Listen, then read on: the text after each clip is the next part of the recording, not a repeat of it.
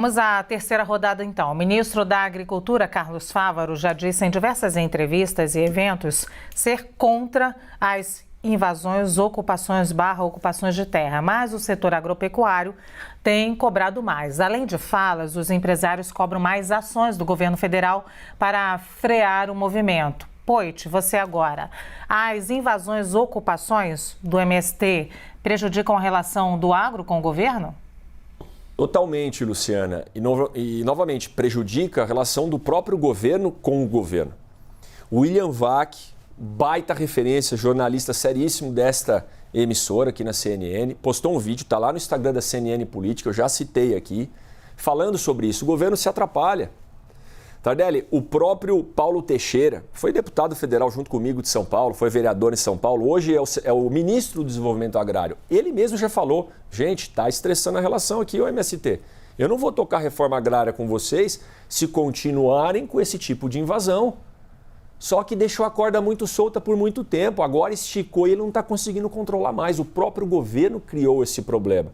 Imagina o agro, gente. Peguei um dado só aqui do CPEA, que é o Centro de Estudos Avançados em Economia Aplicada. Um dado só. 2022, 19 milhões de empregos criados no setor do agro no nosso país. É muito emprego, é muita referência, é exportador para o mundo todo, é algo que leva o PIB dessa nação nas costas, sabe? Novamente, Tardelli, faço a ponderação, concordo que precisa de uma reforma agrária, acho que a gente já martelou isso, não há dúvida sobre isso.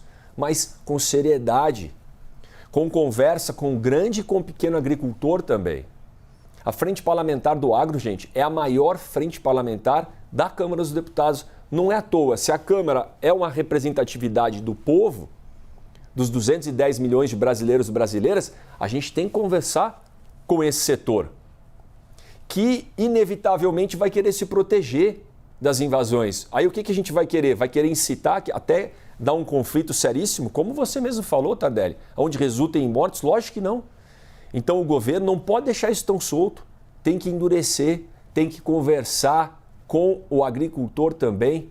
E essa CPI que esclareça da onde vem o financiamento, separe, para usar um termo aqui, puxando para o agro, o joio do trigo.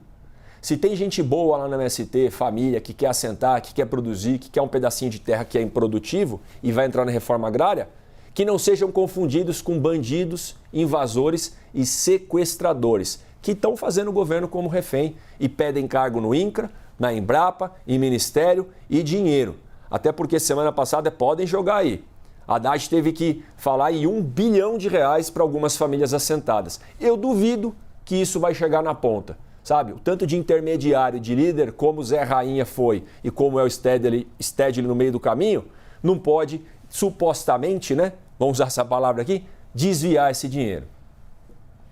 Muito bem. Tardelli, a pergunta inicial é: as invasões / ocupações do MST prejudicam a relação do agro com o governo? Se nós formos considerar as relações que o agro teve com o governo anterior, certamente. Porque é impossível se manter as relações do agronegócio com o governo anterior. A CPI do MST talvez seja interessante para se apurar também a grilagem nas terras indígenas, muitas delas com suspeitas de terem sido feitas por grandes proprietários rurais, pela invasão de áreas de proteção ambiental feita por grandes proprietários rurais, né? Quem, na verdade, está atrapalhando, nós temos que separar o agro do agro. Nós temos que separar um agro que produz e é a commodity brasileira do outro agro que quer ver o país voltar à realidade fundiária das sesmarias, das capitanias hereditárias. Nesse aspecto é interessante a gente observar o seguinte: os títulos que o Bolsonaro deu, definitivos, 12%, são títulos que permitem a sua revenda. O que significa o seguinte: aquele pequeno proprietário pobre vai continuar pobre e vai ser rapidamente cooptado pelo grande proprietário rural. Os títulos que havia dos assentamentos, eles não são passíveis de comercialização, né? Até para poder justificar a própria existência da luta agrária.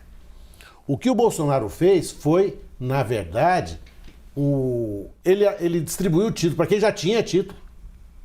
E aqueles que ele pôde distribuir, ele distribuiu títulos de pessoas que poderiam vender esses títulos de terra, vender suas pequenas propriedades. Certamente não vai vender para o vizinho que é tão pobre quanto ele, mas vai vender para o grande proprietário que está ali sempre à boca esperando. Nós temos que pensar que a relação do agro com o governo minimamente humanista, nesse ponto, como foi a do agro, no governo absolutamente devastador como o anterior que nos antecedeu, vai ser complicado. Eles precisam acordar para um outro tipo de mundo. Aquele mundo que havia, não há mais. Eles precisam entender que existem áreas indígenas que devem ser protegidas, que não podem ser invadidas, existem áreas ecologicamente protegidas. Eles precisam compreender que a economia não gira mais em torno deles, como girava em 1750, 1800, na época em que as Sesmarias foram distribuídas no Brasil. O agro precisa entender que o Brasil hoje é um país que está no século XXI. E que o latifúndio é em si mesmo um mal. O latifúndio é em si mesmo um mal. Né? O MST é o culpado de ocasião. Nos países do hemisfério norte, quando não havia o MST, o Greenpeace foi alvo de dezenas de investigações e comissões parlamentares de inquérito em vários países. Por quê? Porque era quem substava aquela fúria depredatória. Quem no Brasil se confronta com essa realidade fundiária é o MST. O MST é o que mais sofre a propaganda da extrema-direita. E é o que mais morre.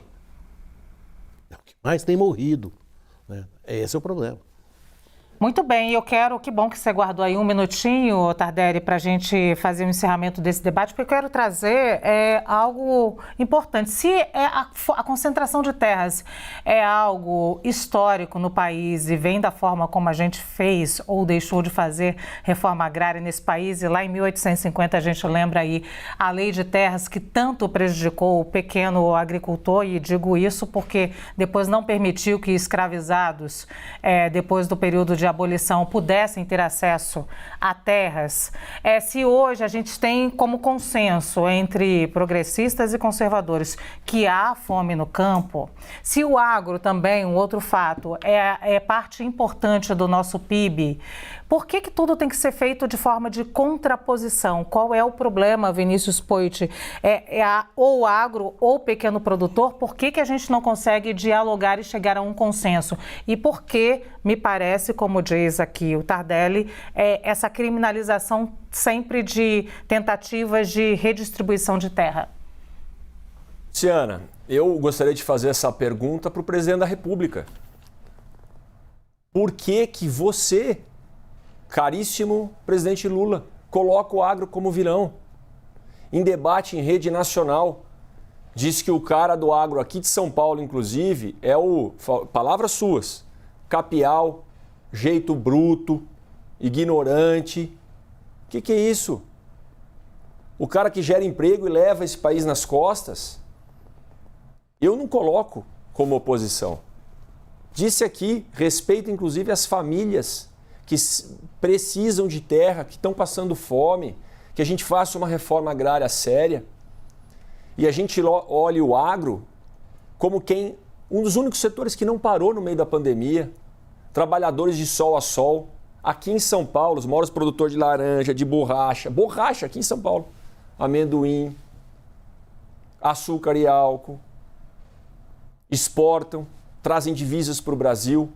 Vamos conversar todos na mesa, sem invasão, sem ataque. Mas o próprio presidente da República coloca o agro como vilão.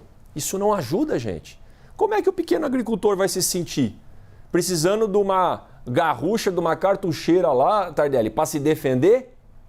E não é só grandes rincões assim na região de Ribeirão Preto. Estou falando Ribeirão porque eu tenho família lá, o Tardelli é de Ribeirão, saudosa Ribeirão Preto, Cravinho, Sertãozinho. Em qualquer fazenda ali o cara precisa de uma arma para se defender. Aí vem o governo, trabalha duro, ainda fala que ele é o vilão. Então começaria pelo presidente da República, sabe? Ou não falar de improviso, ou se ele não quer fazer, deixa para o secretário, deixa para o ministro tocar esse assunto. Agora, para de extremar o país. E isso valia para o outro presidente também. Os extremos não fazem bem para ninguém. A gente precisa de mais diálogo, mais foco no que nos une e não no que nos separa. E o agro, eu tenho certeza absoluta que faz parte da solução desse assunto, tanto para gerar emprego, como um tema para outro debate, ajudar a preservar o meio ambiente. Mais diálogo, é para isso que eu estou aqui, trazendo você, hein, Poit, para conversar com o Tardelli, que, aliás, tem uma visão absolutamente oposta em relação ao MST nesse momento. Mas a minha pergunta foi muito mais universal, Tardelli. Por que a gente tem como consenso que temos uma grande concentração de terras, precisamos de redistribuição de terras nesse país, precisamos combater a fome, o agro é parte importante do nosso PIB. Por que tem que ser sempre um contraponto o agro e o pequeno agricultor e criminalização de movimentos como o MST? Porque o agro a gente tem que dividir em duas grandes partes, né? A gente tem que dividir o cara da garrucha lá, do pequeno proprietário rural e do grande proprietário rural, do latifundiário. Quando a gente fala do pequeno proprietário rural, esse tem que ser protegido até pela agricultura familiar, que foi esquecida no governo Bolsonaro por completo. Ela está sendo retomada agora através do ministério praticamente criado para isso, que é o ministério comandado pelo grande, meu amigo pessoal, Paulo Teixeira. Quando toca no assunto dos grandes latifúndios, certo? Esse debate fica absolutamente inviabilizado, porque é o grande latifundiário que vai armar o seu contingente e vai atacar aqueles que tentam combater o latifúndio como forma de produção. O latifúndio é uma forma de produção absolutamente atrasada, antiquada, superada mundialmente. Quando o presidente da República se refere a esse agro, ele se refere ao agro do latifúndio. O pequeno proprietário rural tem que ser protegido e acolhido. Esse está no limite. E ele é explorado pelas grandes usinas de açúcar da região de Ribeirão Preto, certo? Que tomou a fazenda deles e pôs lá um sistema de produção. Certo? Desapareceram até as cercas. O que a gente tem que ver, só para terminar em um segundo, eu aceitaria fazer com o Poit um debate, isso é muito interessante, sobre o agro e a preservação do meio ambiente, que para mim hoje é o assunto prioritário número 1 de todos nós. Só tema fácil aqui, né, Tardelli? Muito bom o debate entre você e o Poit. Eu fico com a sensação de que a gente precisa voltar e continuar para falar de problemas estruturais da sociedade brasileira. Bom, agora é o fim do grande debate, eu tenho que me despedir dos dois, o fim por hoje, tá, gente? Obrigada, Tardelli, obrigada, Poit.